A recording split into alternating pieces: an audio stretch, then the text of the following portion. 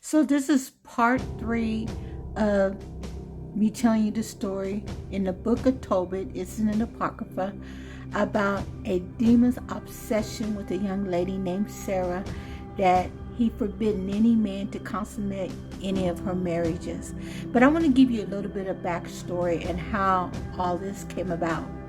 Now, Tobit's journey to Media, it says that he was righteous and charitable Israelite living in Nimrah in the Assyrian captivity. He was from the tribe of Naphtali. He had deposited a sum of money, 10 talents of silver, with a relative named Gabal in Rages, a city in Media, modern-day Iran.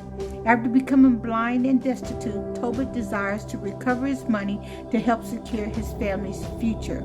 Since Tobit was blind and unable to travel, he sends his only son Tobias to retrieve it. So before the journey, both Tobit and Sarah, a young woman in Ecbatana, Media, prayed to Yahuwah, Tobit for death or healing, and Sarah for deliverance from the demon Asmodeus, who unalived 7 of her husbands. I gotta be careful not say that K word. In response, Yahuwah sends the archangel Raphael, disguised as a human named Azariah, to help both families. Tobias hires Azariah as his travel companion, unaware of his true identity. So as Tobias and Raphael traveling, they stop at the Tigris River. A large fish attacks Tobias, and Raphael tells him to capture it. He instructs Tobias to keep the heart, the liver, and gall. The heart and liver will be used to drive away the demon. The gall will be used to cure his father's blindness. This miraculous event foreshadows the divine unfolding of a miracle from Yahuwah. So this is when Tobias, Tobit's son, meets Sarah, and they become a divine match. Now in Ecbatana, they stay at the home of Raguel, Sarah's father. Raphael reveals that Sarah is Tobias' relative and rightful bride according to the Hebrew custom in kinsman marriage. Tobias is hesitant. He's heard of the 7 unalived husbands, so he's unsure if he wants to marry her. But the angel Raphael reassures him with Yahuwah's help and the use of the fish's heart and liver, the demon will be expelled. So I want to read to you out of the book of Tobias, we're going to go into chapter 3 first.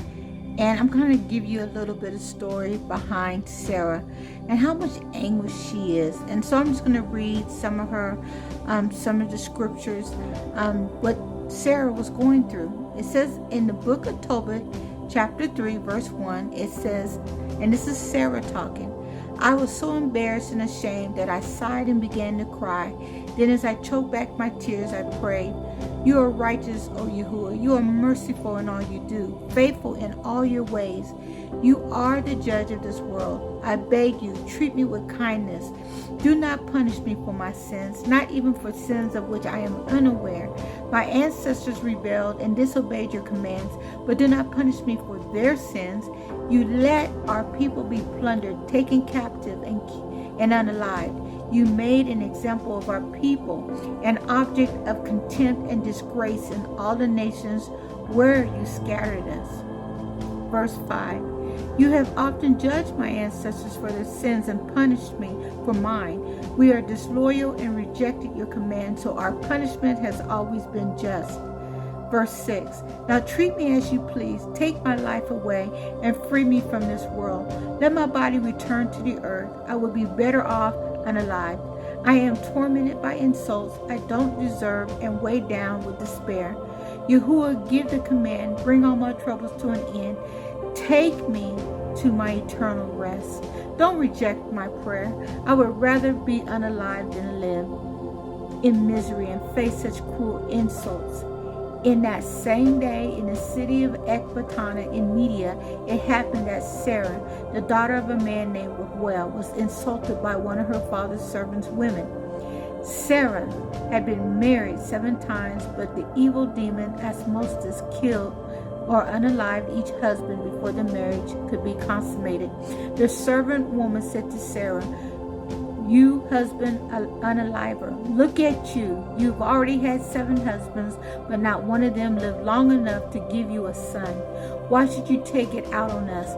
Why don't you go and join your unalived husbands? I hope we never see a child of yours." So these women, her servant is talking to her like that. And Sarah was so depressed that she burst into tears and went upstairs and determined to unalive herself. But when she thought it over, she said to herself, "No, I won't do it. People would insult my father and say, 'You had only one child, a daughter whom you loved dearly.' But she unalived herself because she felt so miserable. Such grief would bring my gray-haired father to his grave, and I would be responsible. I won't unalive myself. I just beg Yahuwah to let me unalive. Then I won't have to listen to those insults any longer." Wow, this is so sad. Then Sarah stood by the window, raised her arms in prayer, and said, "Yahuwah of mercy, worthy of our praise, may your name always be honored. May all your creations praise you forever. Yahuwah, I look to you for help. Speak the word and set me free from this life. Then I will no longer have to hear these insults. You know, O Yahuwah, that I'm still a virgin. I have never been defiled by a man. Never have I disgraced myself in my father's name as long as we have lived in this land of exile. My father has no other child to be his heir, and there is no relative whom I can marry. I have already lost 7 husbands, so why should I live any longer? But if it is not your will to take my life, at least show me mercy. Don't let me hear those insults." And as Tobit and Sarah were praying, Yahuwah in heaven heard their prayers and sent his angel Raphael to help them. He was sent to remove the white film from Tobit's eyes that he could see again, and to arrange a marriage between Sarah and Tobit's son Tobias, who, as her cousin, had the right to marry her. Raphael was also ordered to expel the demon Asmosdeus from Sarah.